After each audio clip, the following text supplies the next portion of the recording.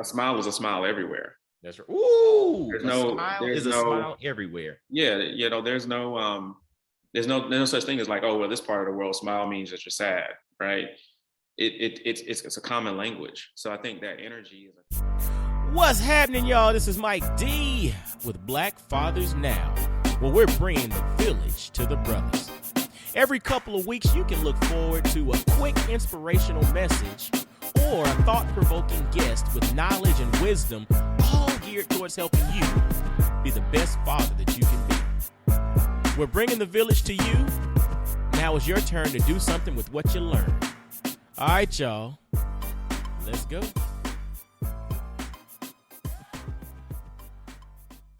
What's going on, fellas? This is Mike D, Mr. Double Down on You, your favorite personal development coach, with another episode of Black Fathers Now. Now, if you're watching the video and you see this screen and everything going on, I'm not on the Today Show, so I'm not being interviewed by one of like NBC or ABC's host or whatnot, because when you see his background, it looks like that. I was just laughing with him about it. But I'm actually having a conversation with one of my closest friends, one of my homeboys from, it's funny to think about, over 20 years now. Like we've been kicking it since like the late 90s. It's crazy. And I have my man, Al McRae. Now we call him Fredo. What do they say? Mama call him Clay. I'm gonna call him Clay. We call him Fredo, but to the world, this is Al McRae. And he is a father, and he's also currently the president of Bank of America Atlanta, which is one of the largest markets of Bank of America. I'll let him, dive into that in a little bit. But what's interesting about it, if you've been following Black Fathers Now for a long time, if you go back to episode 8, there was an episode entitled Wealth is a Value System. That was Al McRae as well. And it's an interesting conversation because the brother has had a meteoric rise in career and all of that. But he's also had some different challenges and all in life as well. And we're going to dive into that. But ladies and gentlemen, I want to reintroduce you to my man, my friend, Al McRae. What's up, brother? Hey, man. How you doing? Glad to be here, man. Thanks for the riveting intro. I don't know if I live up to that, but I definitely appreciate it. Man, you know what's so funny? It's like when we elevate into, to the different positions, now this is a riveting intro. And hey, man, your lexicon changes a little bit. Your lexicon changes. I learned some new vocabulary words along the way. It's funny, as we elevate, it's like almost like a thesaurus gets embedded into our lexicon. And so now we got all these metaphors and this riveting intro. And I don't know if I can hold up to the Exactly. Oh man, that's funny, man. But dude, man, I appreciate you taking time out of your schedule to come on and just trying to chop it up with us and really help brothers, understand, like elevation and, the awesomeness of being in the room with people that, you're like, wow, I never thought I'd be in a room with cats like this. But then also understanding some of the challenges, but then, understanding life and growth and challenge and all of that. So I appreciate you stepping on to really kind of help us see this through a different lens, brother. Thank you.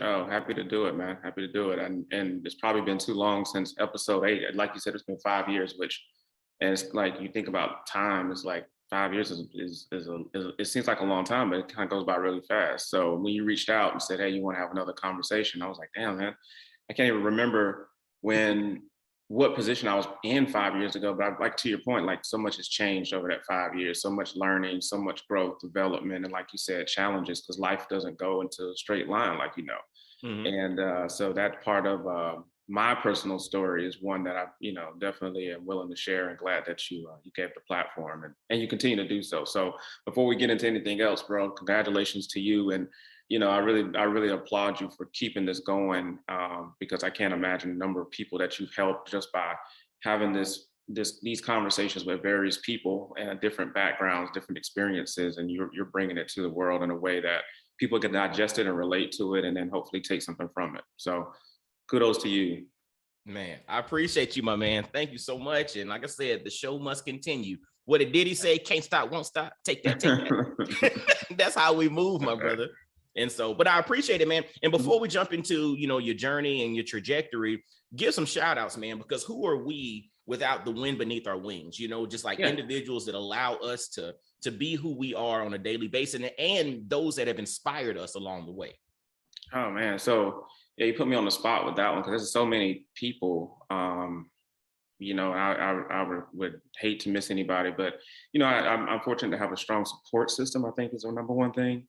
My parents last year decided to make the move here up to Atlanta, and they are, they've been such an intimate part of my life and my kids' life, and just being there has been a big thing. So there's a lot of people that that I definitely have been supportive, but if it's somebody I don't think about top of mind, it's definitely been my parents, and so I'm fortunate to have a strong family structure and system that is allowing me basically to go through this, take this journey, which like I said, it's not always easy. It's not always in a straight line, but people like your parents. So shout out to all the parents out there. Please, people, you only have a limited amount of time with them. Spend as much time as you can with them, your children, your loved ones. It's very important. Dude, there was it's interesting you say that about parents, and I'm glad you really dove into it. I mean, again, this is Black Fathers Now, but I read something years ago, and it was called a life map, and it literally brought tears to my eyes just thinking about it. And long story short, this guy started looking at time with your parents, and not in years, but in events. So he mentioned something like, if you have pizza once a month, that means you're going to have, and based off of age and life expectancy and all of that kind of stuff, this is the amount of time, or the amount of times that you'll have pizza with this group of loved ones. And then he mentioned, and he threw this out, and this is what it sends chills up my spine just thinking about it to this day. He moved across the country away from his parents. And so he said, because growing up, you spend 365 days a year with your parents. If you move away at the age of 18 for college, at that point, you have spent 90% of the actual days with your parents that you'll ever spend with them. Mm-hmm. And dude, it sent chills up my spine, because he was like, if you spend 365 days with your parents up till age 18, and then from there you spend 2 or 3 weeks a year with them based off of visiting, you have legitimately spent 90% of the physical time with your parents that you'll ever spend with them. And me, when I came across this article, I think my kids were probably like 6 and 8. And I was just like, dang, I basically have like 10 or 12 years left to spend 90% of the time with my kids, especially if they move away somewhere. Dude, it'll bring tears to your eyes when you think about it as a parent, dude. So you talking about that really just exemplifies or highlights the importance of spending time with those that are important to you. Yeah, I think I may have heard that same conversation, or may have a guy that put it in a different, even in a similar frame. But like you said, he was. I heard somebody having a conversation about it, and he put it in terms of like, people usually, if they don't live really close to their parents, they see them on like holidays, right? So he's like, how many more Christmases do you have? Because that's the only time that you see them, right? How many more Thanksgivings and that kind of thing. So yeah, we time is something that's hard to comprehend, right? Because when you put it in those kind of terms of 90%, right, you kind of take a step back, and it does shock you. And then it kind of puts a sense of urgency in you, like, oh no, right? But we both have kids, right? And we've seen the time that they, from the time that they're born to where they are now. You look back on it like, man, it everybody says time flies, but it really does. So it's just trying to make sure you balance that, making being present, being available. It's wildly important, man. So you just got to be intentional about it, and that's what your show is all about. And that's a great segue, thinking about being intentional, but then also having a sense of urgency or importance in the actions and things that you take. Dude, talk to us about your last 5 years since our actual public interview. You and I have talked numerous times and all of that, but talk to us about your last 5 years and the trajectory, because dude, you're now the president of Bank of America Atlanta. Like that, folks don't understand. You report directly to the CEO of Bank of America, correct? I don't know. So I'll break this down. I'll explain to you, because it's really an interesting matrix, the way that the bank does it. So I actually have 2 roles within the organization. And so in terms of how the organization is structured, every market, what we call them, we have over 90 markets in Bank of America, and they're broken down between, different sizes depending on the size. So Atlanta, as people might expect, is what's considered a major market. We have 19 major markets in the organization. So think of big cities like, Chicago, New York, Charlotte, Miami, LA, Dallas. All these markets are large markets. And as a bank president, that role I have is a sub CEO role for the market, right? So overseeing all of the activity from a banking perspective in that market.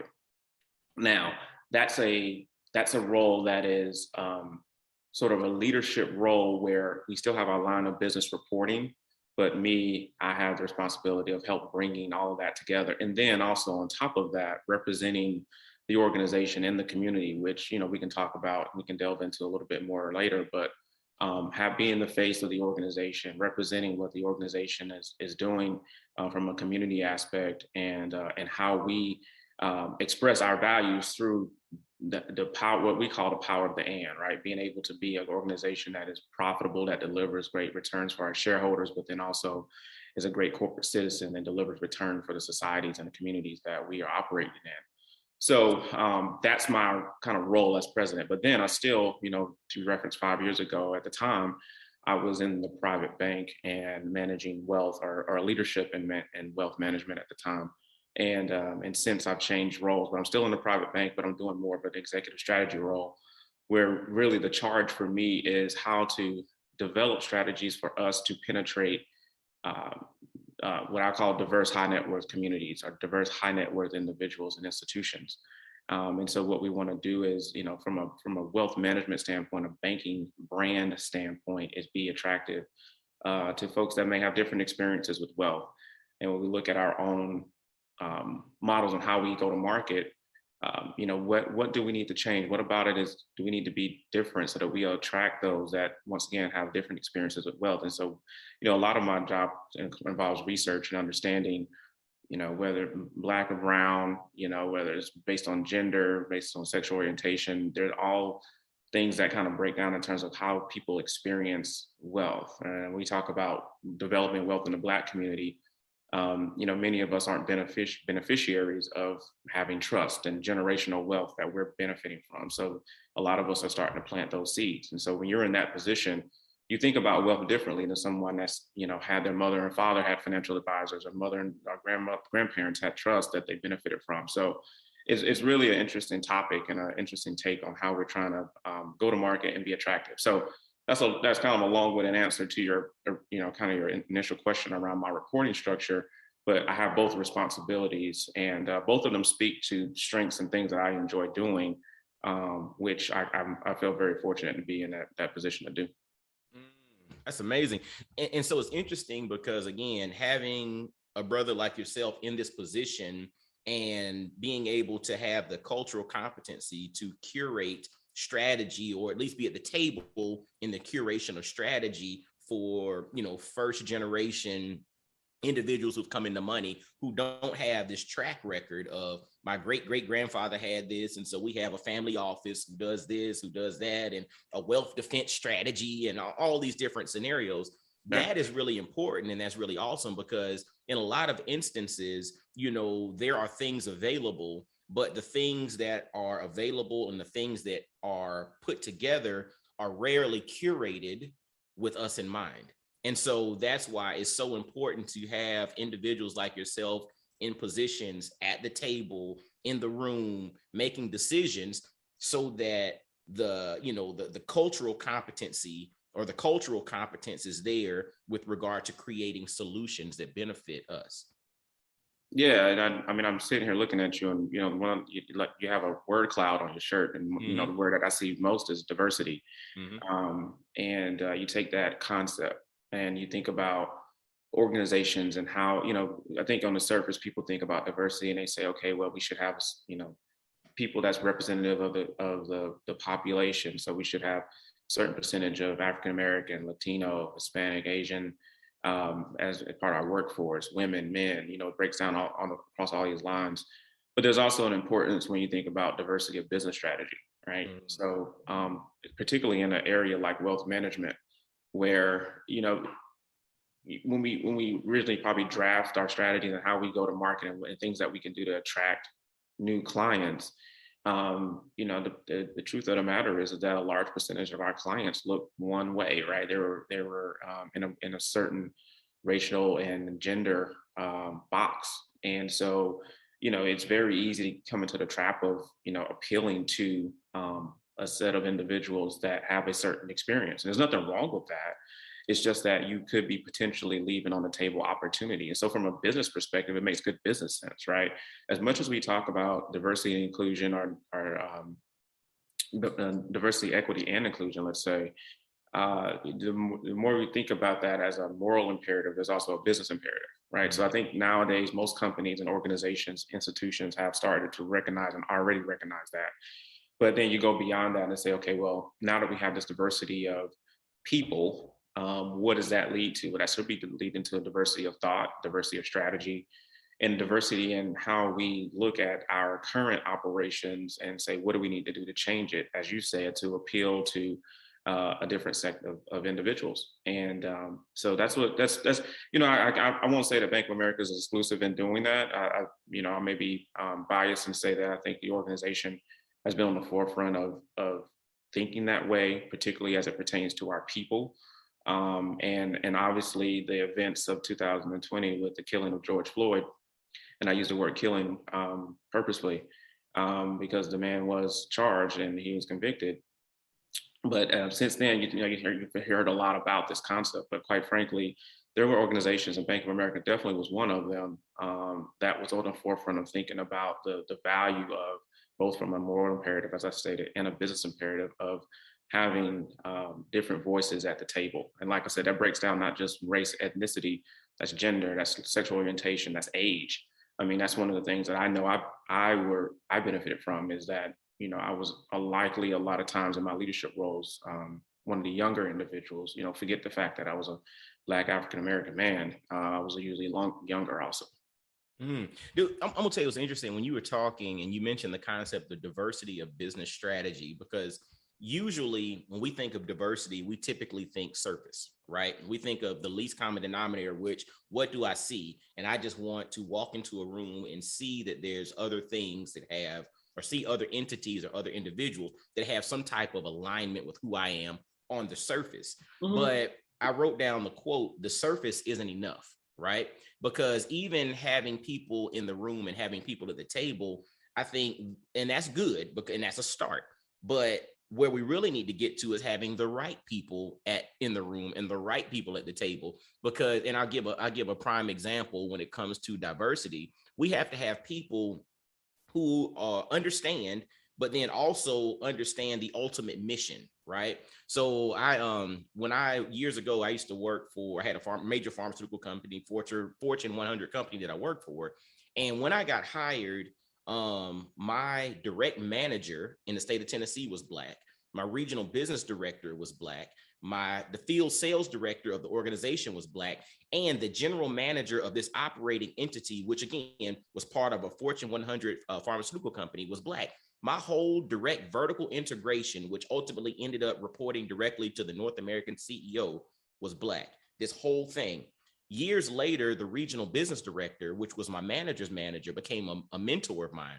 And I talked to him, and literally he laid out the fact that he was very intentional about fast tracking individuals under him into particular positions. Now, he wasn't broadcasting that, but he was in the position to open up doors. And he actually allowed me to travel the country doing conferences and sitting in rooms and being at meetings.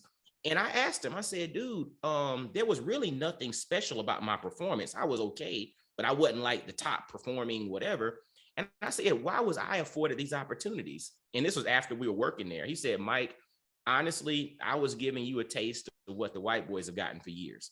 I was just like, dude, it sent chills up my spine, because he specifically was intentional about being in the room. And again, he wasn't exclusive to just doing things for just Black people. He did things for a lot of folks, but he was intentional about giving opportunities and having conversations and creating pathways for others who otherwise would not have gotten those opportunities in previous administration, so to speak. So it's about the right people, not just having a warm body in the room and at the table. Yeah, and I'll take it out a step further. So two things to acknowledge. Number one, and I tell people this all the time. I do a lot of mentoring for diverse individuals when they come to me at the bank and they're just starting out and they're having these conversations around, how do they network within the organization? How do they, take the next step? And I say, just like with any other group, right? You always need allies, right? You need folks that are not a part of the group to be sponsors and be mentors and be folks that can speak up. So I've benefited from having a lot of quite frankly, so your situation may be more unique in that I didn't have a lot of diverse leaders in the organization, right? So a lot of my leaders were typically in the wealth management industry because we were there, we were white males, right? But I can honestly say and sit here and be genuine and say that without their support and their advocacy, I wouldn't get to the places that I got, right? So, one of the things that I do make sure, and being a balanced approach around having this discussion is that, our majority, brothers and sisters, our white brothers and sisters have been just as um, integral in this process of diversifying our experiences and getting to those tables and in those rooms. But a good friend of mine in the organization that actually works in diversity and inclusion, we were having a conversation and she really broke something down for me that was interesting. And taking your point a little bit further, it's like there's diversity and then there's inclusion. I think sometimes because we say it so often as like the same word, people like kind of conflate it. The truth of the matter is that the way she said it to me was diversity is, you have a party and you're inviting everybody, regardless of their age, their race, their gender, sexual orientation, you invited them all to the party. But inclusion is when you get to the party, are you dancing with everybody? Is everybody allowed to dance? Right? Because it's one thing to be in the room, it's another thing to be included in the actual party, right? So before, if you think about that concept, you may have a party, a house party, and everybody in the house party in the room looked the same, and people are on the outside looking through the windows. Well, just because you open a door and say come in doesn't necessarily mean that you are a supporter and advocate of diversity, equity, and inclusion. Because the truth is that when you get into the party, now you need to invite everybody to participate. And once again, like I said, when I'm mentoring individuals, sometimes I ask them, I said, tell me, some of the people that you've connected with. And regardless of their race or what have you, or their gender, if you're connecting with only the people that look like you and have your same experiences, that's actually not a good thing, right? So it's actually the opposite of what we're looking to accomplish when we talk about this concept around diversity and inclusion, right? Mm-hmm. Is that as an individual, as a Black man, I can't just rely on Black African American men or in the organization in order to further myself. The truth is I've learned so much more from folks that were not like me, right? So, as much as we say like organizations can benefit from having diversity of experience and thought, I too have learned, mm-hmm. right, by having different experiences. So, folks that, that sexual orientations are different, folks that, race is different, even folks that are, you think about this, geography diversity, right? Mm-hmm. So an organization like Bank of America, which is, coast to coast, north and south, I got experiences with people that were in New York. I never lived in New York before, but I did a lot of traveling. And so seeing their culture and that experience, definitely was a benefit to me. West Coast, so I grew up here in the South. So, once again, it's like, I think sometimes we think Black and white too much when we look at diversity and inclusion. And we think, okay, if we look at the room and there's Black people and white people and Asian people and Latin people and Hispanic people, then we've done a good job. And the truth is, it's like, that's just the start of it. There's another step to kind of take it further. Ooh, I'm glad you really went there from the standpoint of inclusion, because that's what it's all about. And I love the analogy or the example that you gave regarding, yes, you look around the room at the dance and there are different faces or different scenarios, but are these people interacting with each other?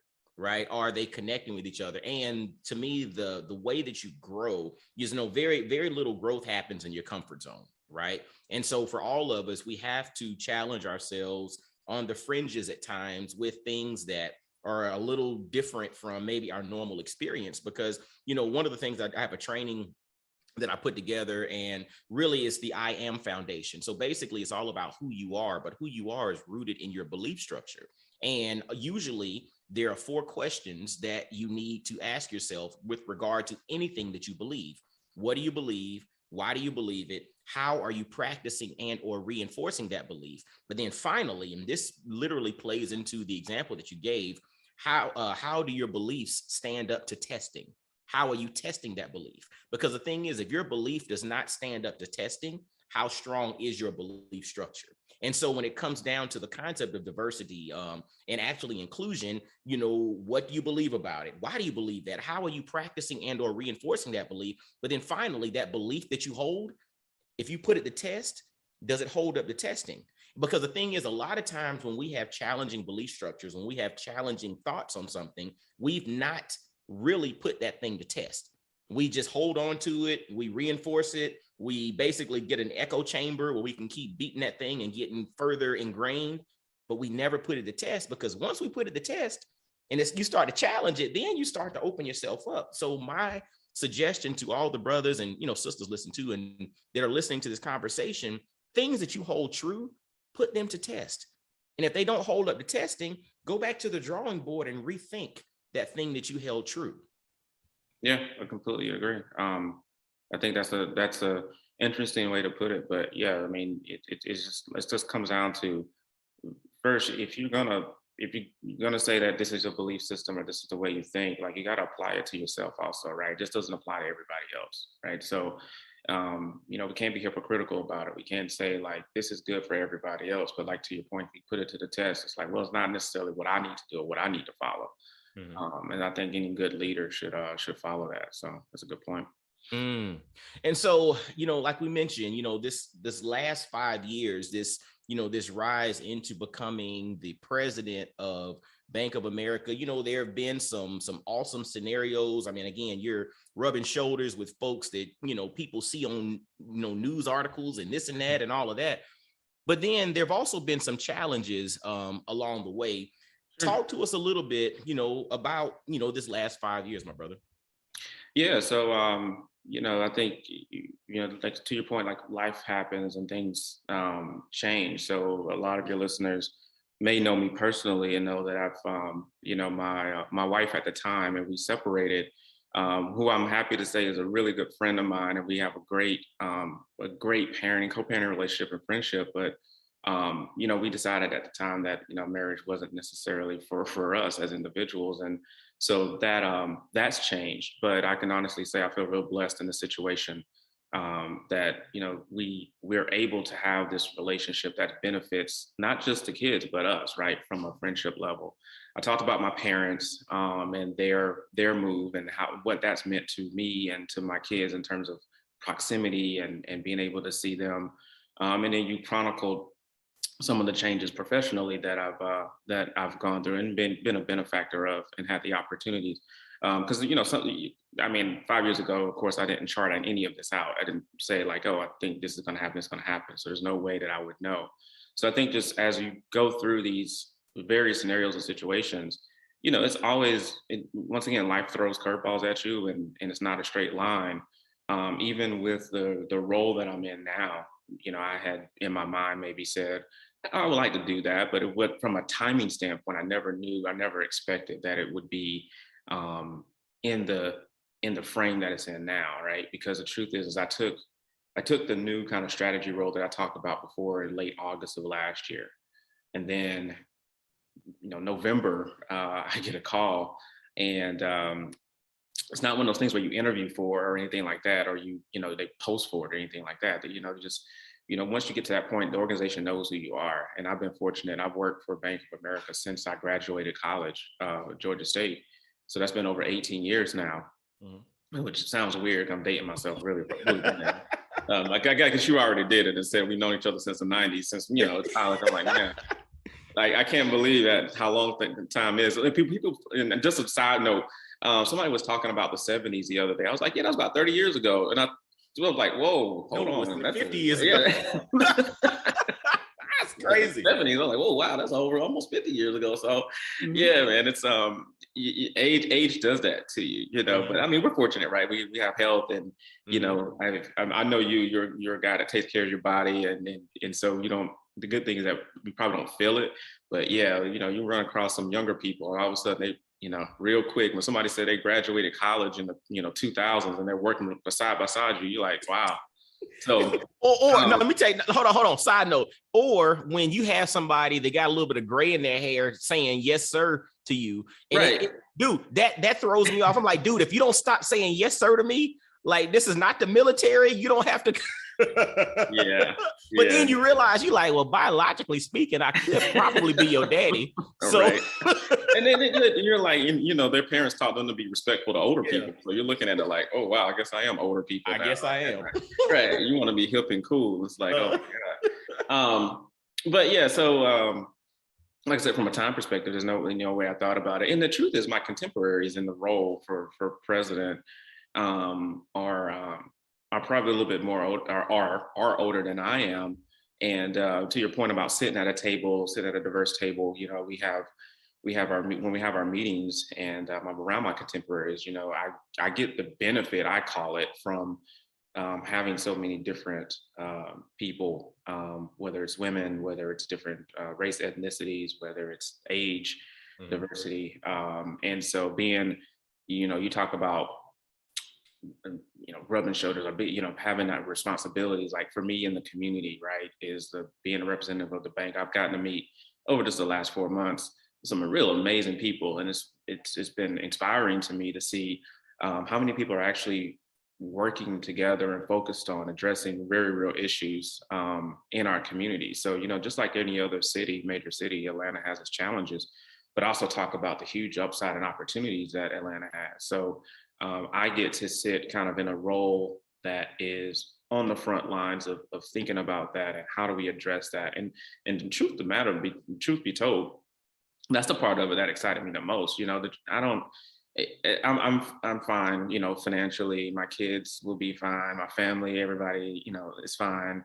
But when I think about what the impact of the role could be, that's the part that inspires me more. That's the part that really gets me excited because, you know, being able to put your stamp on something. And I have some personal passions around things like, you know, and we've talked about on your show before, wealth building in the Black community, business ownership, you know, and how do we continue to seed and fund and support, you know, minority business owners, women business owners, all these different things that can make for a better society.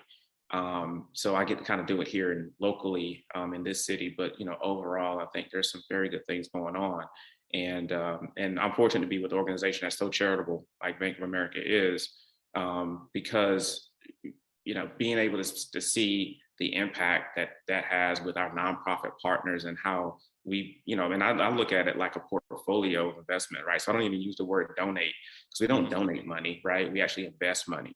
And when you think about the concept of investing in with a nonprofit, you know, you think about return. The return is not monetary. The return is social. Ooh. Right, so we get a social return from it, and so I like that concept, and I've been fortunate to have a great team as we do this great work here. So that's why you see all the LinkedIn posts and me here and there and all, because you know we have these great partnerships, and it's really important for us to make sure that people see like we're out there trying to solve these issues. Man, and dude, and that to me, I love the concept of, you know, investing versus donating, because I think, especially in our community, we have to reshape the narrative on how we help and how we empower those in our community. Because if it's, I mean, again, there are times in which, you know, people just need somebody to donate something and get out the way and make it happen. But that's not the only way to help. And I think from a long-term strategic focus perspective, the investing arm is a lot better, because investing shows that, look, first off, I believe in what you're doing, right? So I'm not just coming here just dumping money on you, even though some say they would like that. But if money by itself was the solution, we wouldn't be in any of the problems that we're in now. Because I've been fortunate to have conversations with a lot of individuals who literally got a whole lot more money than they do time, or a whole lot more money than they do ideas. And so literally, if you have, I mean, there are a lot of people don't understand because they maybe don't have conversations with individuals like that on a regular basis, but there's a whole lot of money floating around. And if money was the sole solution, then honestly, we wouldn't have any of the problems we're facing now in the world. And so that to me comes back to the whole notion of the crux is not the lack of resources. Sometimes it's the lack of the mindset and the understanding of how to use the resources properly, or the resourcefulness of communicating it. When people say that, my idea or my business, I don't have the funding, I've started to have a new perspective on it. Well, maybe the idea is not that great, or you've just not had the conversations, or you're not in the room with the right people. Because honestly, if your idea is dope, you got more money than anything that would love to put it in a place that could return. And it doesn't have to always be a financial return, like you mentioned.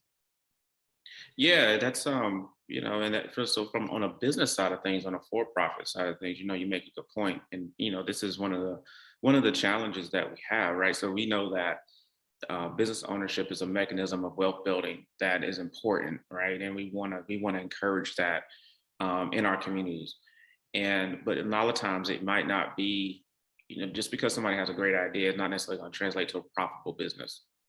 There are many things that go into that. It's not just funding, to your point, right? So even if you do raise money, you can ask a business owner and say, well, I need money. Well, of course, if they do, well, somebody writes them a check of $1 million. The question is, well, what are you going to do with it, right? How are you going to execute? And sometimes that tactical execution, that tactical know-how isn't there. And so it's like you said, it's not as simple as just writing a check all the time. Sometimes there's other programmatic support that may be needed for, whether it's a nonprofit or for-profit organization. So as we think about these issues, it isn't just, like, to your point, a money thing, right? It's much more complex than that. There's, like, to your point about mindset, when we're thinking about solving for challenges in the community, whether it's related to health, education, jobs and skills, all those things are not just issues of need where if somebody's homeless, you can go get them a house. But the question is, what other thing do you need to solve for? It might be a mental health issue you need to solve for, right? It might be other parts of that. So just, providing what on the surface seems like the need is probably not enough. Dude, I want to throw something, and to me, this is kind of a great segue. We're talking about mindset and process, and this is Black Fathers Now, and the whole goal of this is bringing the village to the brothers. And I like to bring insight, inspiration, and wisdom that the brothers can take action on. And so when I have, brothers like yourself on the platform, I want to jump into your process, because like you mentioned, over the last 5 years, there have been personal transformations and family structure changes, but then there's also been this professional meteoric rise. Talk to us a little bit on a personal level, how you mentally, emotionally, and spiritually prepare yourself to tackle the day, as you navigate these different waters. Because we don't always talk about process. Like we mentioned before, it's not just a check. It's not just a, surprise, I'm here. No, it's not just that. There's a mental, emotional, and spiritual thing that goes on inside of us that helps us to deal with, the good side, but then also the challenging side. Before you give your response, there's a quote from the poem If that I love. And it states, if you can talk with crowds and keep your virtue, or walk with kings nor lose the common touch. And so it's just like, when you think about the concept of being able to be, with the folks who are like your day ones, but then also I'm now in the room, it's elevated, right? But I don't lose who I am in the process, high or low.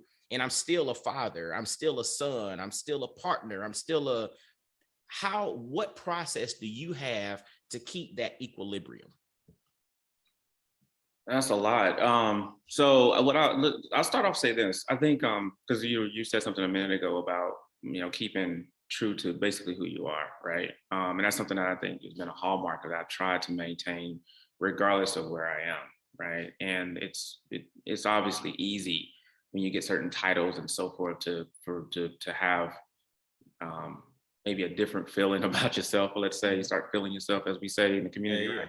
yeah. I'm still young. I know some of the stuff, right? um, but when it comes to thinking about that concept, and I get this often when I'm walking the halls in the bank. Sometimes I think that people see the titles and things differently than I do, and this has always been the case for me, right? It's that regardless of what my title is or what have you, I've been fortunate to be in a position where being me is actually valuable, is actually what they want, right? Because I think if I wasn't doing that, if I wasn't being authentic, then I probably wouldn't be in this position. And so, I still try, although my scheduling and my time and so forth gets more limited, right? Like even you and I were negotiating, trying to get this interview done. I was, trying to fit it in for my workday. And so like, yeah, things are much more busy for me, but I still always try to like make sure I make time to still do those things that edified me when it came to like coaching and mentoring and so forth. And so just because I'm at a certain platform doesn't mean that I make myself less available. It's just that, people that call me, hey, maybe 2 months before I can get, on the calendar, but I'm going to try to do that. And you asked about process, and I think I don't necessarily know if I even have a process. So I don't even want to be, I don't want people to think like, oh, this guy's like, super like organized and persistent, because I'm not, right? Like I still got some things I need to work on. Like my Peloton is calling me, man. I ain't got on that thing in like 3 weeks. So, I'm not, I need to make sure I exercise. I need to make sure I'm eating, properly, and all these different things that, I still, struggle with and still have to work on. But one of the things I try to do is like from a mindset standpoint. And so, and this is what I try to always do. Number one, treat people right. Just treat people right, regardless of who they are, where they are. Just be good to people, right? And that seems like really like basic, but the truth of the matter is like there's a when I talk about social return, there's a huge return when you just treat people good. Just treat people nice. The other thing I say is like mindset wise, when people ask me, because I always get this when people come up to you, and it happens 99% of the time. Oh, you're market president, congratulations. You must be super busy, right? And the truth is that I'm super busy, but I think the indication there is people saying like you're exhausted and you're always working and so when they say like, how is it? I know you're super busy. My response is like, I'm having a blast. This is fun, right?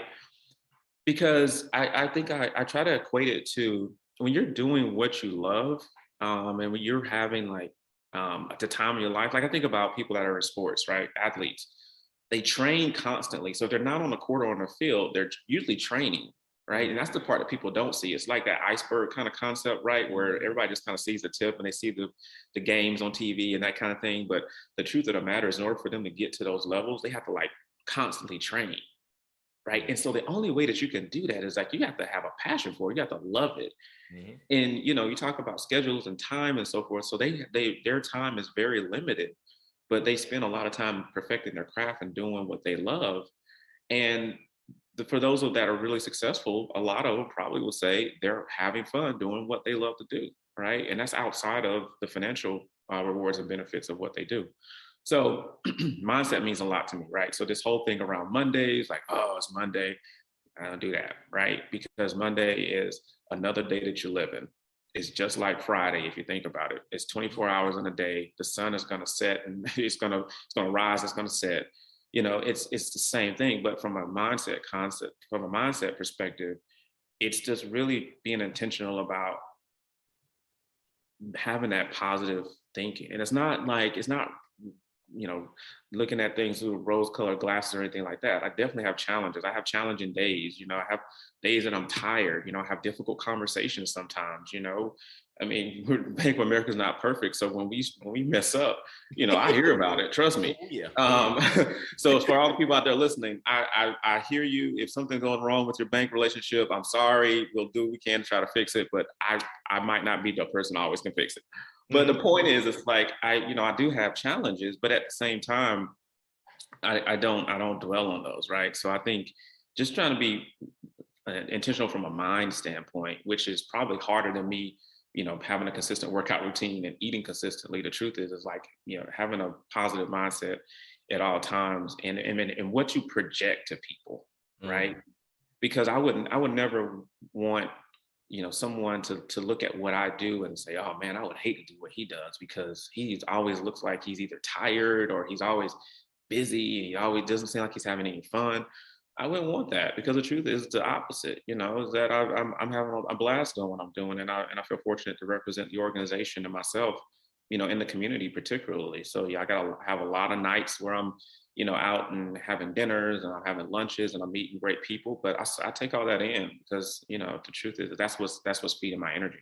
Dude, I don't know. I don't know if I answered your question, Mike, but it was just you gave me you, dude. yeah. That's all I want. I want authentic you. Like I don't care about airs of this and that and whatever. Right. And I think it was so awesome that you mentioned that you don't have it all figured out. And see, truthfully, that's ultimately what I wanted to get to, because that's another component when I'm talking to guys who are multi-millionaires and doing this and doing that and celebrities and behind the scenes of this. And when I talk to them and we talk about something and they're just like, dude, I don't know. And I'm thinking to myself, like, dang, you don't know how to do this, or dang, you don't do. And it's so interesting, because I think that's a part of the conversation that we need to share with brothers, with sisters, with everybody, to understand that even those folks that you see day in and day out that you borderline idolize don't have it all figured out. They have areas of their life in which they are some of the world's best, but then they got areas of their life in which they can't, they like, how do I turn the coffee maker on? I don't know how to do it. Right? Like it's literally they're nobody's perfect in every aspect of life. And that is a good thing. There's a quote that I use: perfection is not a requirement for greatness. And I want all of us to really internalize and understand that. But you also mentioned something that, and I took from it, being busy is not a value proposition. That's something else that we have to think about as we elevate. There's a lot of assumption associated with the fact that being busy means that you're being impactful. Just because you're busy does not mean that you're being impactful. Just because you're busy doesn't mean that you're making progress. You could just be wasting time and you're busy, right? And so let's not always associate impact with being busy. But then I took away 5 components of what you mentioned from the standpoint of your process. And first off, you mentioned was treat everybody well. Like that was one. Then you also mentioned the concept of being intentional in how you operate. So day in and day out, Mondays, you're intentional.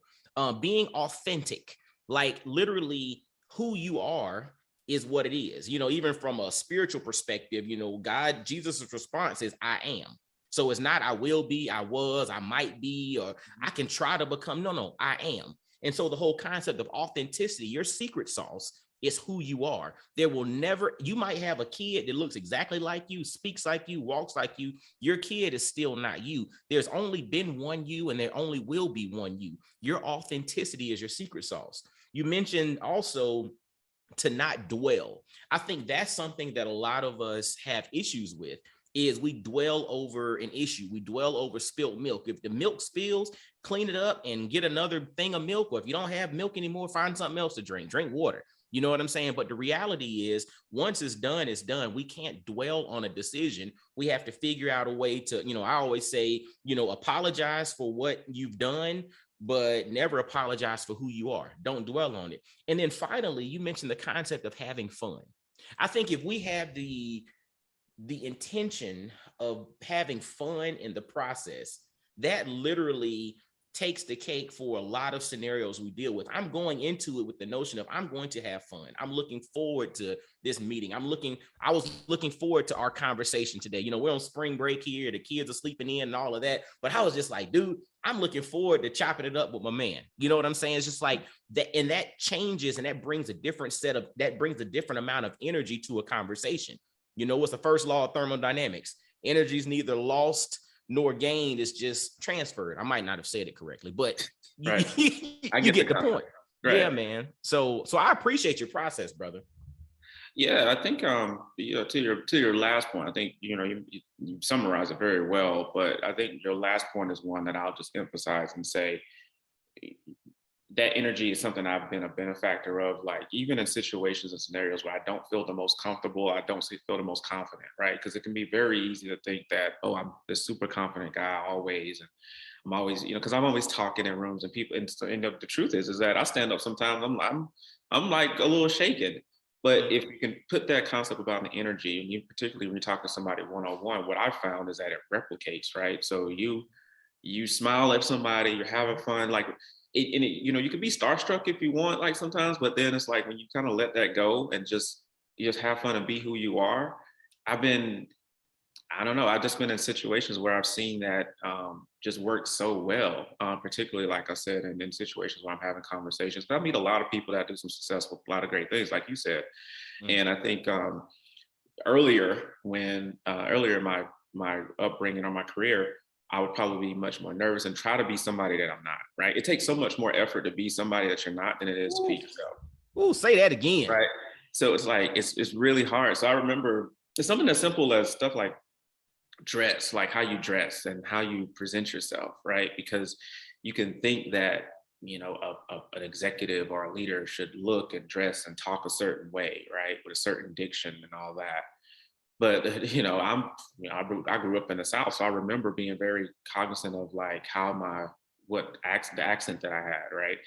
And people even say now, like, oh, you don't sound like you grew up in the South. And I'm like, well, I'm not changing my voice. I'm not, a whole nother conversation could be code switching, right? Because we talk about that a lot in corporate America when we get to the point of getting to a certain position, and do we have to start code switching, right? And code switching can be not just your presentation and how you talk, but it can be how you dress and how you wear your hair.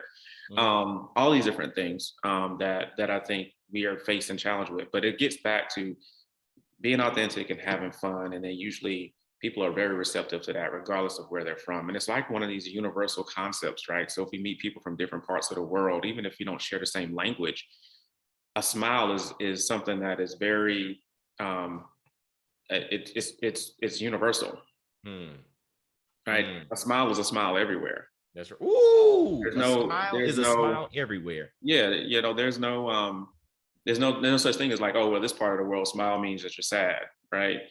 It's a common language. So I think that energy is a common language that, regardless of where we're from, you can put it out there and you can get and receive it back.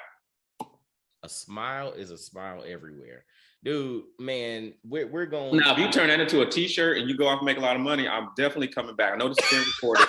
I'm coming back. I definitely will get my attorney. They will be sending you a letter. So. I'm gonna get a cease and assist, a smile and a smile everywhere. I love it. Look, man, I'll cut you in on it, man. If I create a little something there, I'll be like, all right, I'll give you credit on there, and we'll shoot you your residual. Right. Just on give the me a royalty. That's all. I love it, man. I love it. But as we finish this thing up, man, again, this is Black Fathers Now.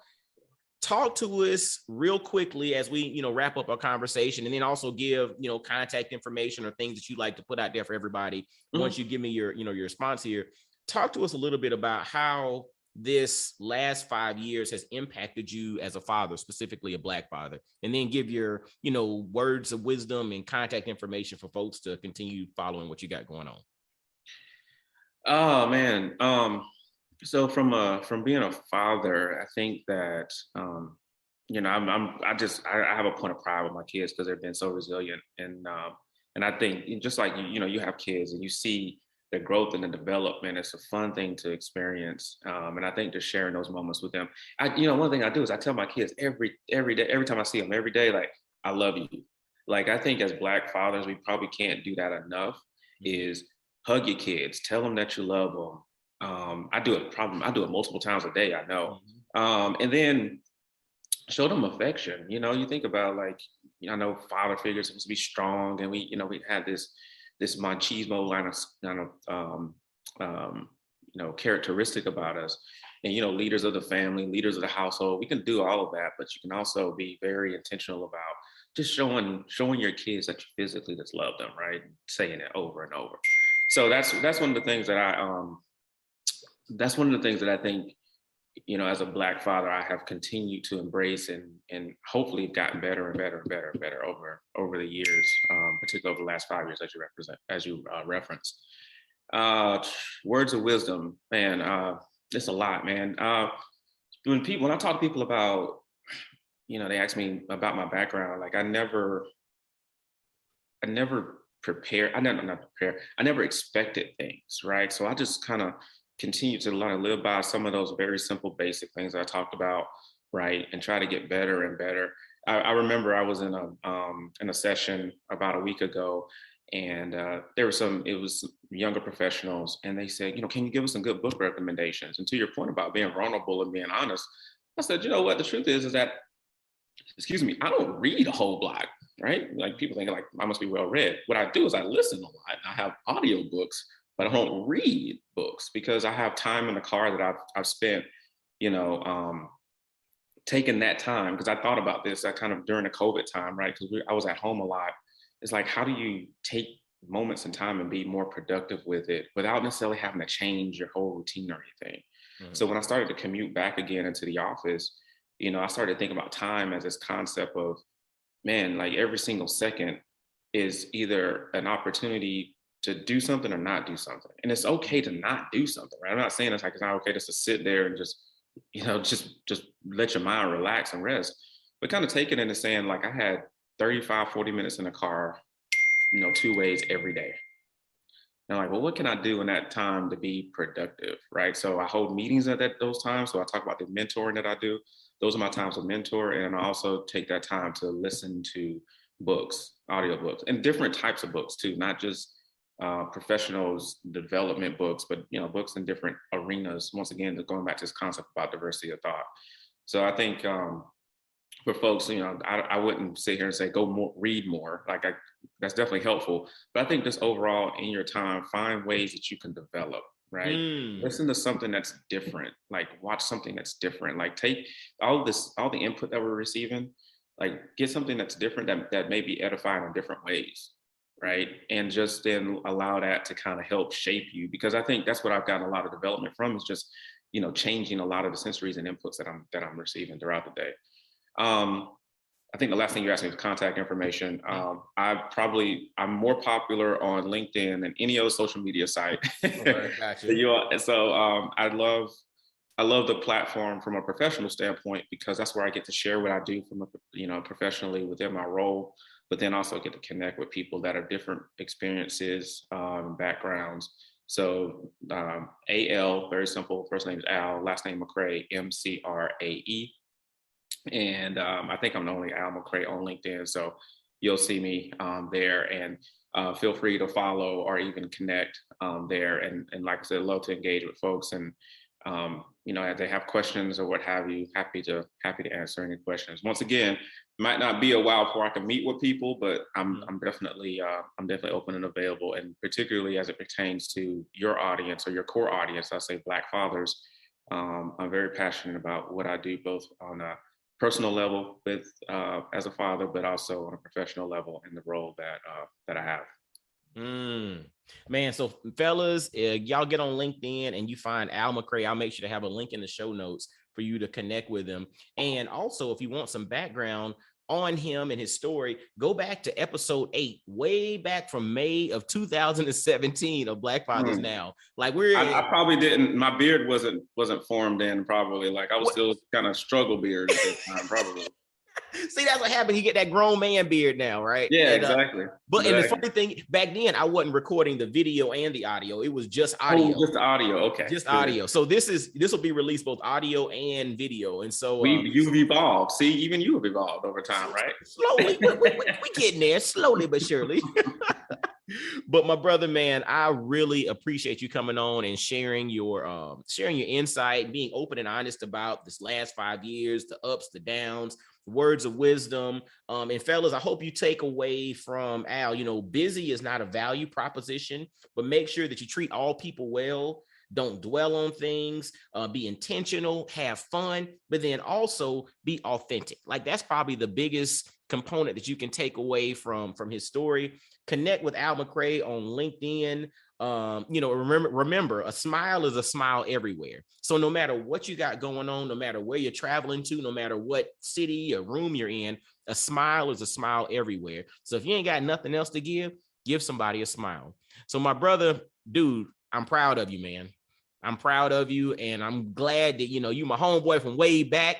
We ain't gonna talk about what we used, back in the day, but homeboy from way back. And growth and development, bro. Growth and development. Growth and development. And thank God there was no social media back in college. Good gracious of life. But man, I'm proud of you, brother, man. You keep up the good work, man. And Fellas, as always, make sure to follow Black Fathers Now on all social media outlets. Continue to share this thing out. This is going to help somebody. And until next time, y'all be blessed, well, and wise. And I'll holler at you. Peace. Yo, fellas, I hope you enjoyed today's episode.